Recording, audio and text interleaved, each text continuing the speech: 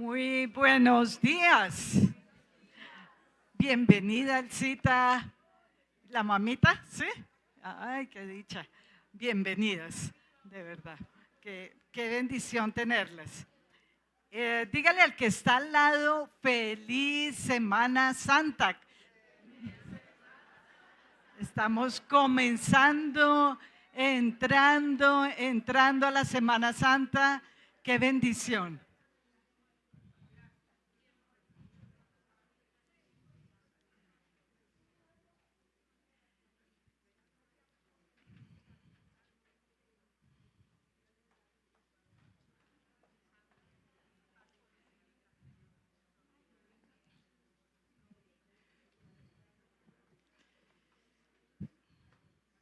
Amén.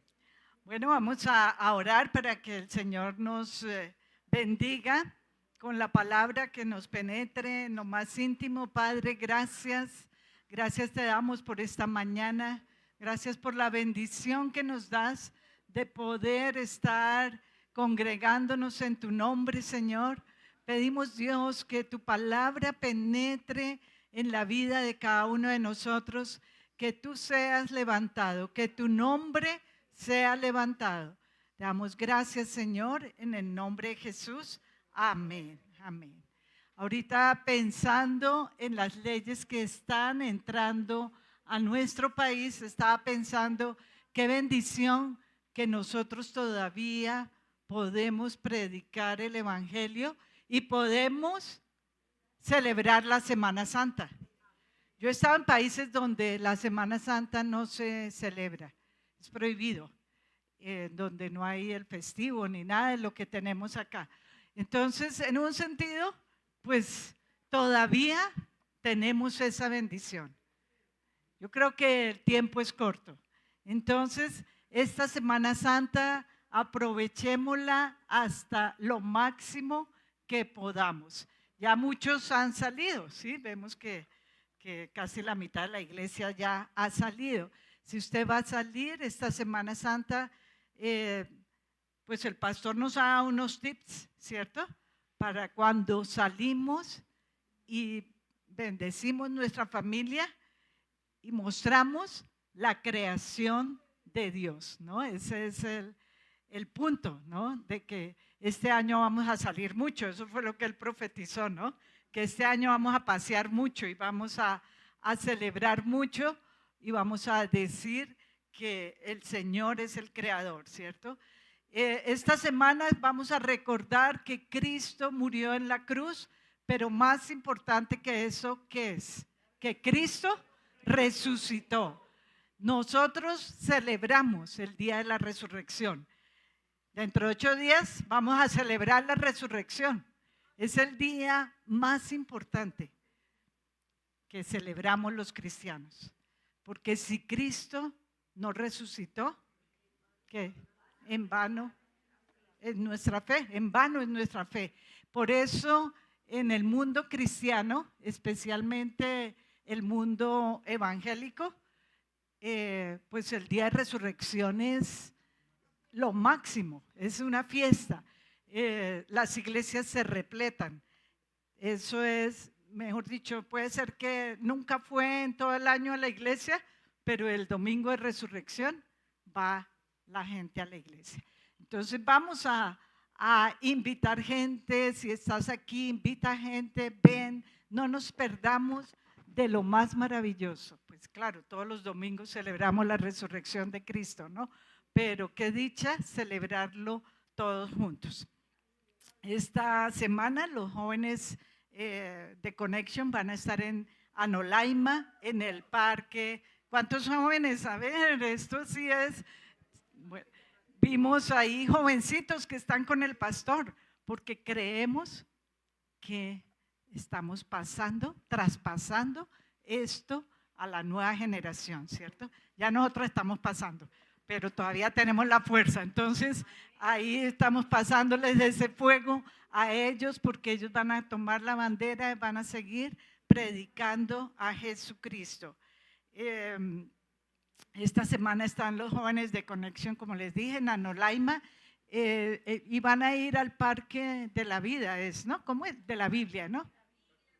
El Igle Parque. Ellos van a estar evangelizando allí.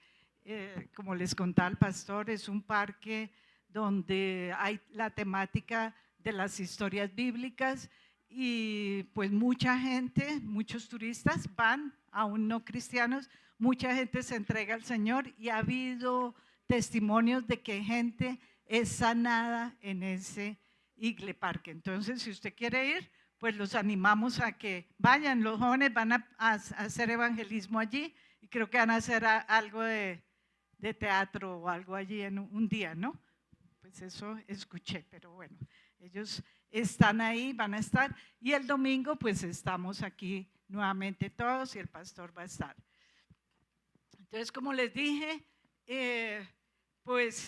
vamos a celebrar la resurrección de Jesucristo dentro de 8 días. Y esta semana de Semana Santa, pues estemos leyendo lo que fue toda la pasión de Cristo y mirando algo que tiene que ver con la familia y la resurrección. Mi esposo me dijo algo que tiene que ver con la Semana Santa y la familia. Yo, está como difícil, ¿no? Pero encontré algo que es muy importante. Y vamos a abrir en Juan capítulo 19.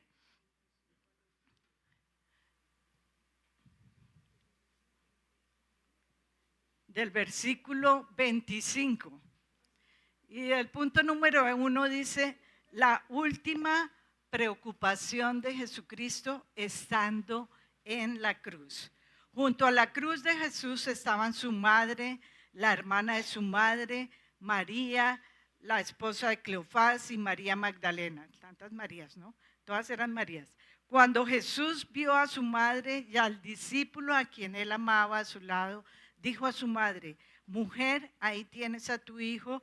Y luego dijo al discípulo, ahí tienes a tu madre. Y desde aquel momento ese discípulo la recibió en la casa. La preocupación de Jesús fue quién iba a cuidar a su madre. Las viudas quedaban desamparadas en esa época, no había la pensión, que gracias a Dios hoy hay, ¿cierto? Y quedaban solitas, ¿cierto? Si no había un familiar que las recogiera, pues podían estar aún en la calle pidiendo limosna y cosas bien feas. El progreso, lo que la mujer es hoy día, ni nos lo imaginamos a cómo fue en esa época. Y Jesús ve ahí a su madre y tiene un discípulo, dice la Biblia, alguien a quien él amaba muchísimo. Era su amigo. Jesús tenía un amigo especial. ¿No les parece eso bien lindo? Él sí tenía un amigo especial y yo creo que nosotros podemos tener amigos especiales. Y ese amigo, él le confió a su madre, dice la Biblia, que desde ese día él la recibió en su casa y pues ahí en la cruz, pues yo creo que Jesús ya pudo morir en paz. Y pues imaginémonos un momento, Jesús tuvo familia, Jesús tuvo familia, él fue común y corriente, él era, cuando vino a esta tierra, llegó a una familia, estaba José, María, y vamos a ver más adelante sus hermanos, ¿cierto? Tuvo una familia, imagínate a Jesús en una familia normal, judía, jugando, su padre José le enseñaba la palabra de Dios, era común y corriente. Nadie, pues él no llegó allá, ¿sí? A veces nos imaginamos algo súper como espiritual, pero algo, yo no sé, diferente, ¿no? Pero Jesús, dice la palabra de Dios, que él vino como hombre, se hizo hombre y llegó a esta familia. Dice en Mateo 12:46, la madre y los hermanos de Jesús. Mientras Jesús hablaba a la multitud, se presentaron su madre y sus hermanos. Se quedaron afuera y deseaban hablar con él. Pues dice la palabra de Dios que Jesús tuvo hermanos. En Marcos 3:31, en eso llegaron la madre y los hermanos de Jesús. Se quedaron afuera y enviaron a alguien a llamarlo, pues había mucha gente sentada alrededor de él. Mira, tu madre y tus hermanos están afuera y te buscan, dijeron. ¿Quiénes son mi madre y mis hermanos?, respondió Jesús. Luego echó una mirada a los que estaban sentados alrededor de él y añadió, aquí tienen a mi madre y a mis hermanos.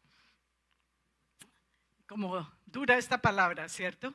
Por un lado les estoy diciendo que Jesús tenía una familia, su prioridad fue su mamá, que ella fuera, quedara bien, pero por otro lado, Jesús tenía una prioridad aún mayor que su familia, y era predicar el evangelio. Esa era la prioridad de Jesús. En Lucas 14, no es Lucas 12, ahí pueden tachar Lucas 12 y pongan Lucas 14, eso está hecho a propósito para que miren sus apuntes, pero de verdad, Lucas 14, 25, dice, grandes multitudes seguían a Jesús y él se volvió y les dijo, si alguno viene a mí y no sacrifica el amor a su padre y a su madre, a su esposa y a sus hijos, a sus hermanos y a sus hermanas, y aún a su propia vida, no puede ser mi discípulo. Y el que no carga su cruz y me sigue, no puede ser mi discípulo. Hemos hablado de la importancia de la familia este año, pero aquí viene una cosa, ¿no? Dice, todo eso está bien, pero Él es el primero. Dice, si alguno viene a mí y no sacrifica el amor a su padre, a su madre, a su esposa y a sus hijos, a sus hermanos y a sus hermanas, y aún a su propia vida, no puede ser mi discípulo. O sea que, de verdad, pues aquí viene como el orden de la vida. Si yo pongo a Dios primero en mi vida, yo les aseguro que todo lo demás viene por añadidura. Vamos a tener un hogar verdadero como Dios quiere, pero Él tiene que ser el primero. Yo recuerdo, siempre pongo de ejemplo a mi mamá porque fue como mi mentora primera, ¿no? Recuerdo cuando mi mamá se entregó al Señor. Mi papá se levantó contra ella, pero de una forma que ustedes no se pueden imaginar. Él era un hombre muy recto, un hombre muy bueno. La verdad, tuve un hogar súper lindo, pero era un hombre muy tradicional. Y pensar que mi mamá y yo nos fuéramos a entregar al Señor, aunque nos volviéramos, aleluya, o evangélicas, o yo no sé cómo decían en esa época, ¿no? Eso para él, pero es que ¿cómo se les ocurre? Pero es que ustedes son educadas, a mí me decía, pero es que usted va a ser una profesional, ¿cómo así que se va a volver evangélica? Él no decía cristiana, ¿no? Sino que para él eso era algo fuera de todo orden. Y yo recuerdo que mi mamá tomó una decisión y doy gracias a Dios por esa decisión que ella tomó. Y pues yo les decía en el primer servicio, yo sé que a veces aconsejamos, pero en el caso personal mío, eso fue lo mejor que ella pudo hacer. Ella se levantó y le dijo, mira, yo te voy a honrar porque la palabra de Dios dice que tú eres la cabeza del hogar, en todo lo que tú quieras, pero yo los domingos y servir a Dios, eso es innegociable. O sea, yo voy a ir a cada domingo y no, que un gran regaño y que una gran cosa, eso no puede ser. Y ella se paró firme y lo hizo así. Teníamos en la casa una costumbre que era almorzar. Ay, no.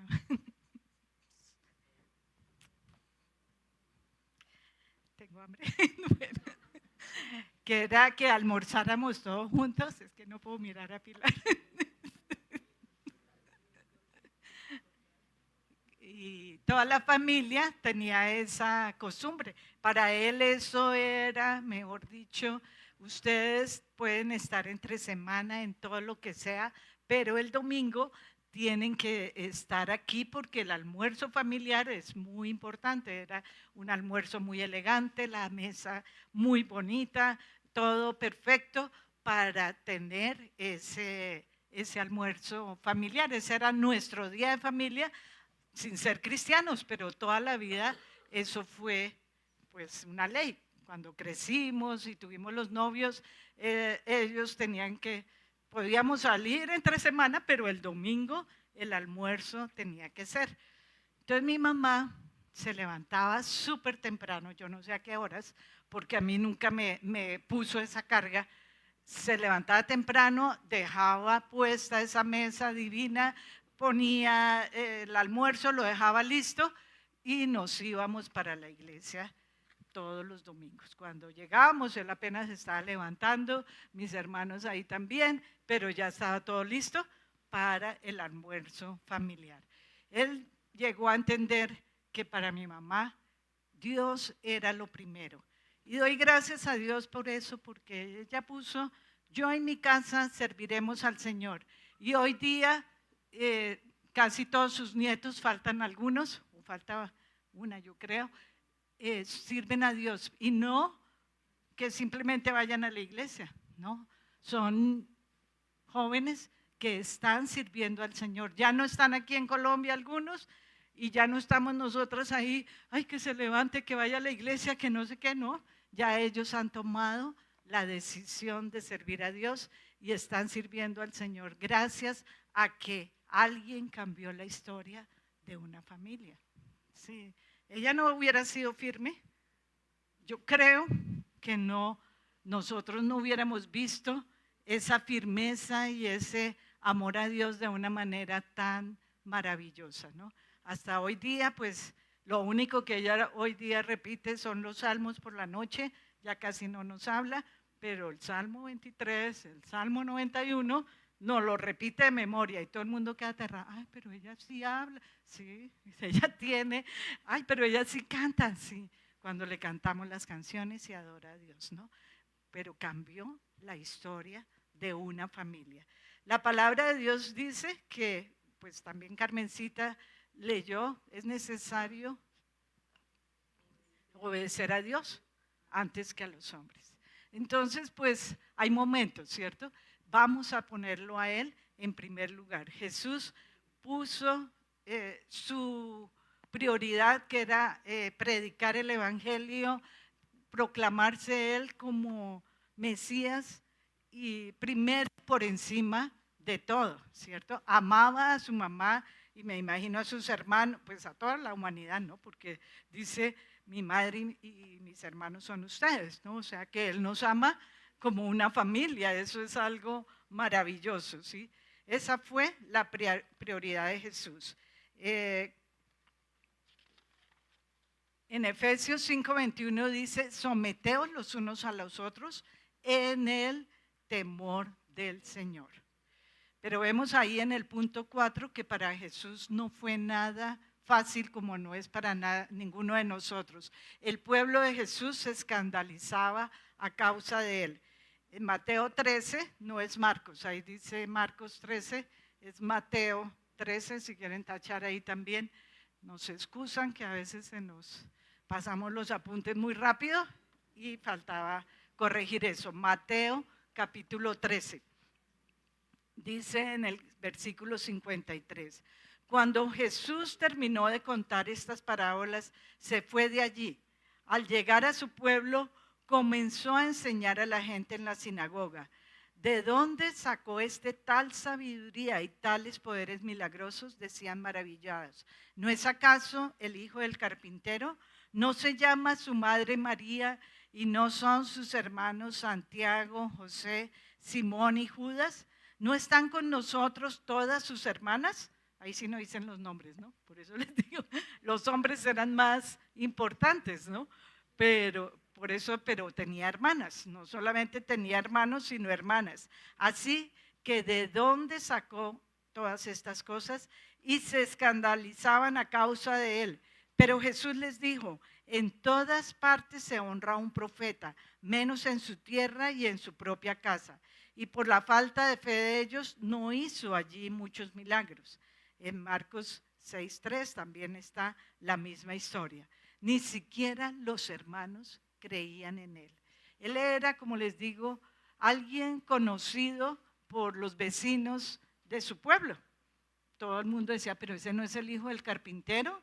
Los hermanos se llaman fulanito, sutanito. Es como si usted tiene un vecino que lo conoce mucho, que va a su casa, que los niños juegan, que los ve crecer, que el adolescente creció y resulta que ese llegó a ser el presidente y uno queda como, sí, pero ese era el bobito ahí que hacía tantas cosas y todo.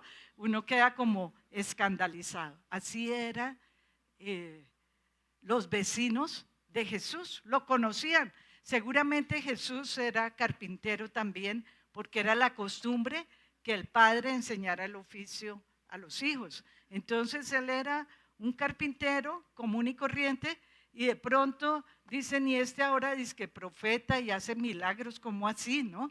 Dice que los vecinos se escandalizaban de él a causa de él, pero Jesús les dijo, en todas partes se honra a un profeta, menos en su tierra y en su propia casa. Y por la falta de fe de ellos no hizo allí muchos milagros. En la familia, en los conocidos, es en el lugar donde es más difícil predicar a veces el evangelio.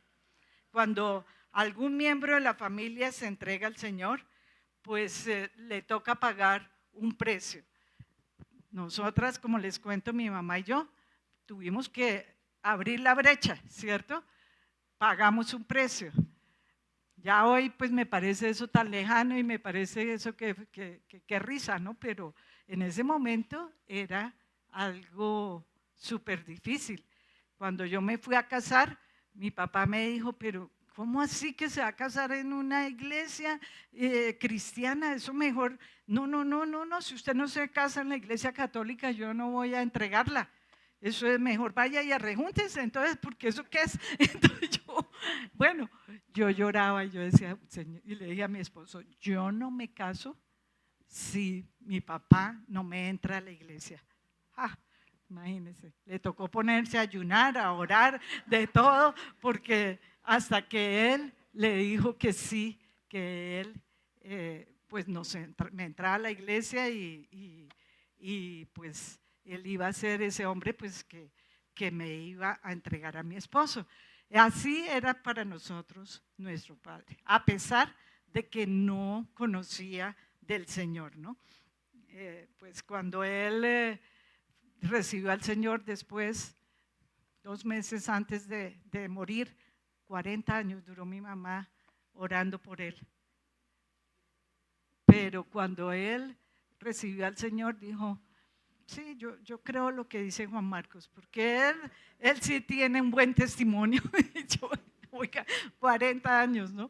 Pero ahí recibió al Señor, un poquito menos, mentiras, porque él ya murió hace unos añitos. Pero en este caso ni siquiera los hermanos creían en él. En el punto número 5 dice, sus hermanos aún se burlaban de él. En Juan capítulo 7 dice, algún tiempo después Jesús andaba por Galilea.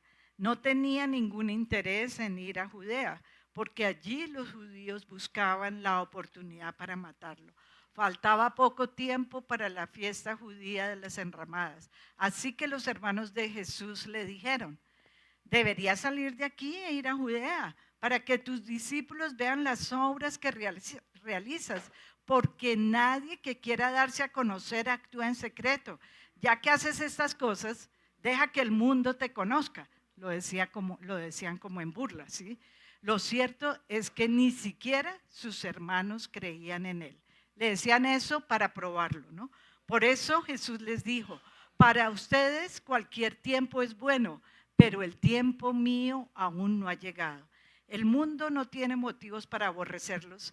A mí, sin embargo, me aborrece porque yo testifico que sus obras son malas y suban ustedes a la fiesta. Yo no voy todavía a esta fiesta porque mi tiempo aún no ha llegado. Dicho esto, se quedó en Galilea. Sin embargo, después de que sus hermanos se fueron a la fiesta, fue también él, no públicamente, sino en secreto. Por eso las autoridades judías lo buscaban durante la fiesta y decían, ¿dónde se habrá metido? Entre la multitud corrían muchos rumores acerca de él. Unos decían, es una buena persona. Otros alegaban, no, lo que pasa es que engaña a la gente. Sin embargo, por temor a las autoridades judías, nadie hablaba de él abiertamente. Pero les tengo una buena noticia. Hasta aquí, pues, tremenda la familia de Jesús. Solamente María creía en él. José no lo nombran porque seguramente él murió y ella quedó viuda, ¿no? Pero los hermanos, nada. Pero más adelante vemos que después de la resurrección, los hermanos sí creen en él. Entonces vemos que todo es como una esperanza también para nosotros. Si tú tienes un familiar que definitivamente tú dices, no, no, yo no puedo con él, ese esposo es, mejor dicho, que usted no lo conoce, pastora, usted viera cómo es. Le digo, no, yo sé, yo he estado, yo sé cuando hay una oposición en la familia, ¿cierto? Dios puede cambiar. Dios cambió a esos hermanos de Jesús y yo pensaba, esos hermanos de Jesús debieron ser gente muy buenas personas porque ellos fueron criados en el temor y la disciplina de Dios. Les enseñaban la palabra de Dios. Sin embargo, cuando supieron que Jesús era el Mesías, no creyeron en él. Pero Dios transformó ese corazón. Puede ser una persona muy buena, pero si no se entrega al Señor, ¿saben qué pasa?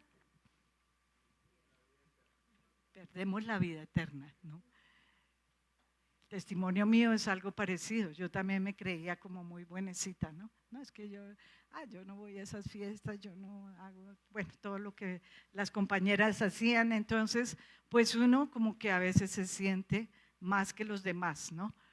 Pero cuando Dios lo confronta a uno, cuando yo me arrodillé delante de Dios y le dije, Señor, yo soy una pecadora igual que cualquiera, de verdad sentí que yo era hasta capaz de haber asesinado, porque la palabra de Dios dice que no solamente es asesino el que saca una pistola y mata, sino el que le desea algo malo a una persona.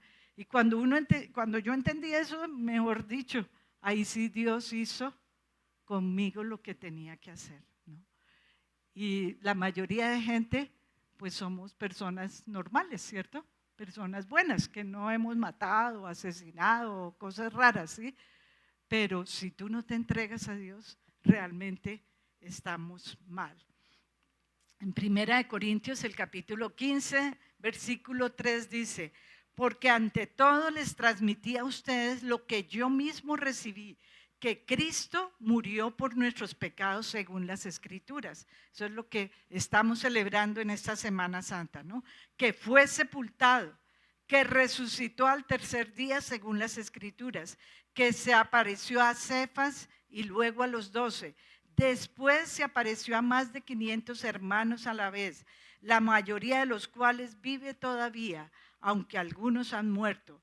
Luego se le apareció a Santiago, que era el hermano del Señor. Más adelante pues les voy a leer. Él fue el hermano de sangre, pues por el lado de la mamá, ¿no? Porque él es hijo de Dios, ¿no? Jesús. Más tarde a todos los apóstoles y por último a mí, como aún nacido fuera de tiempo, se me apareció a mí también, dice Pablo, ¿sí? Entonces vemos que ahí, pues ya después de la resurrección, los hermanos creen en Jesús. La familia estuvo en la iglesia primitiva en el día de Pentecostés, en el punto número 7, dice en Hechos 1. Todos en un mismo espíritu se dedicaban a la oración junto con las mujeres y con los hermanos de Jesús y su madre María. O sea que los hermanos de Jesús recibieron el bautismo del Espíritu Santo, estaban el día de Pentecostés, comenzaron a hablar en lenguas y hubo una transformación en la vida de ellos. Por lo menos dos, en el punto 8, por lo menos dos de los hermanos de Jesús eran líderes en la iglesia. dice en Gálatas 1, no vi a ningún otro de los apóstoles, solo vi a Santiago, el hermano del Señor. Entonces Santiago era un líder en la iglesia y escribió, parece, la epístola de Santiago, ¿no? En 1 Corintios 9:5 dice, no tenemos derecho a viajar acompañados por una esposa creyente. Aquí está hablando Pablo, como hacen los demás apóstoles y los hermanos del Señor y Cefas. Entonces ahí vuelve en plural, ¿cierto? Dice, y los hermanos del Señor. O sea, ellos también iban y predicaban el evangelio. El apóstol Pablo, pues parece que él se quedó soltero. Seguramente él sí fue casado en alguna ocasión. No se sabe si fue que la esposa lo dejó por él seguir el evangelio o qué pasó, ¿cierto? Pero él prefirió quedarse soltero para servir mejor al Señor. Y aquí yo quiero hablar un poquitico a los solteros, no solamente a los solteros jóvenes, sino a personas que han decidido quedarse solteras para servir a Dios. La palabra de Dios dice que es mejor que quedarse soltero y servir a Dios, porque el casado tiene cuidado de las cosas de este mundo, pero el soltero tiene cuidado de las cosas de Dios. Entonces, creo que como iglesia también tenemos que honrar a la gente soltera, ¿cierto? O que se ha quedado soltera por diferentes circunstancias o que ha decidido en su vida quedarse soltera para servir al Señor. Que es el caso de la pastora Rita, ¿no? Ella tuvo muchos pretendientes, ¿no? Dice que tenía muchos, pero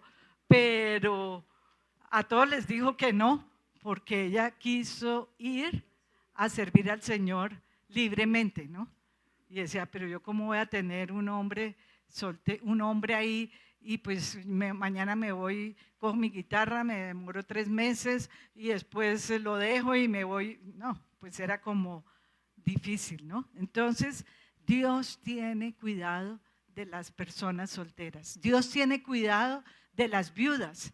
Él dice en la palabra, y las separadas, Él dice en la palabra que Él es el esposo de las viudas y de las solteras. En este año de la familia queremos honrar y que nuestra iglesia sea como una familia para las personas que lo necesitan, ¿cierto? Y que no estemos, ay, ¿usted cuándo se va a casar? No, pues si Dios ha determinado algo, pues hay que respetar eso, ¿no es cierto? Pues tenemos como esa mañita, ¿cierto? De vermos a alguien soltera, y bueno, y cuando se casan, ¿y cuándo va a tener hijos? Pues dejemos, Dios. Y ahora, ¿por qué tiene tantos? Uy, ¿cierto? Y ustedes, pero ¿cuándo van a parar? No, mejor dicho, es que somos bien intensos, ¿cierto? Y bien imprudentes, ¿no? Porque de verdad esa imprudencia pues no nos sirve. Vamos a colocarnos de pie en esta mañana y vamos a pedir hoy a tener un tiempo de ministración, que Dios pueda ministrar a cada persona. Vamos a ministrar a las familias que que todavía tienen familiares que no conocen del Señor. Vamos a orar por esas familias. Vamos a pedir que Dios traiga a esas personas difíciles que usted dice, no, esa persona es imposible de que llegue a los pies de Cristo. Pero nosotros creemos que si Dios pudo cambiar a los hermanos de Jesús, Dios puede cambiar a nuestros familiares, ¿cierto? Y tú tienes un familiar bien difícil y en esos grupos que vamos a hacer ahora, vamos a pedir por esos familiares. También vamos a pedir por aquellas personas que han quedado viudas, que se han separado por alguna circunstancia o que están solteras y vamos a pedir una unción especial para que esa persona sienta el amor y el poder de Dios, para que esa persona sienta que Dios mismo es su esposo, el único que nunca falla. Yo siempre le digo a la persona soltera, ¿sabes qué? Yo tengo 2 esposos, uno perfecto, que es Dios, y uno que es imperfecto, ¿no? Porque Él no es perfecto. Y me toca someterme a Él, pero a Él no es perfecto. Solamente que tengo que someterme en el temor del Señor. Si esta persona quiere hacer algo fuera de la voluntad de Dios, yo no tengo por qué someterme a eso, ¿cierto? Eso lo dice la palabra de Dios.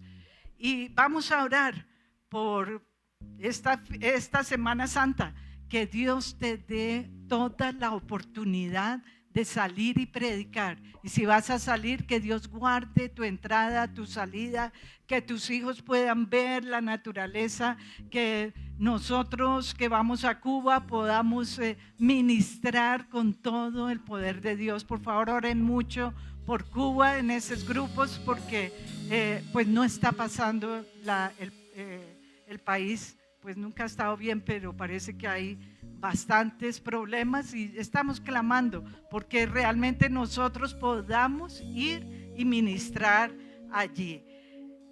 Vamos a orar también por los jóvenes que van a estar en Anolaima y por este fin de semana lo que está pasando allí en la Mesa de los Santos.